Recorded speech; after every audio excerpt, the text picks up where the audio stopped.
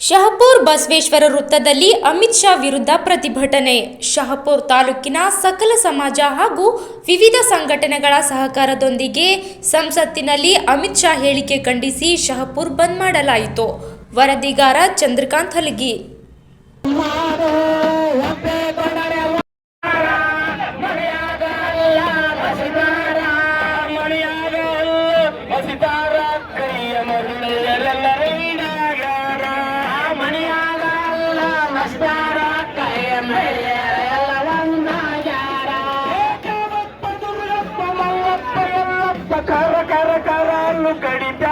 ಏನು ಶಾಪುರ್ ಬಂದ್ ಯಶಸ್ವಿಯಾಗಿದೆ. ನಮ್ಮ ಅಂಬೇಡ್ಕರ್ ಅಂತ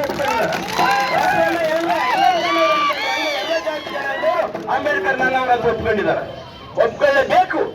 ಹಾಗಾಗಿ ಈ ದೇಶಕ್ಕೆ ಸ್ವಾತಂತ್ರ್ಯ ಬಂದಿರುವುದು ಸುಮ್ಮನೆ ಭಾಷಣ ಮಾಡೋದ್ರಿಂದ ಅಲ್ಲ, ಹೋರಾಟದಿಂದ. ಜನ ದಂಡ ಕಟ್ಟಿದಾರ, ಹೋರಾಟ ಮಾಡಿದಾರ ಅನ್ನೋದಕ್ಕೆ ನಮ್ಮ ನೆಲದ ಸಂಗೊಳ್ಳಿ ರಾಯಣ್ಣ, ಸಿಂಧೂರು ಲಕ್ಷ್ಮಣ ಇವರು ಒಂದು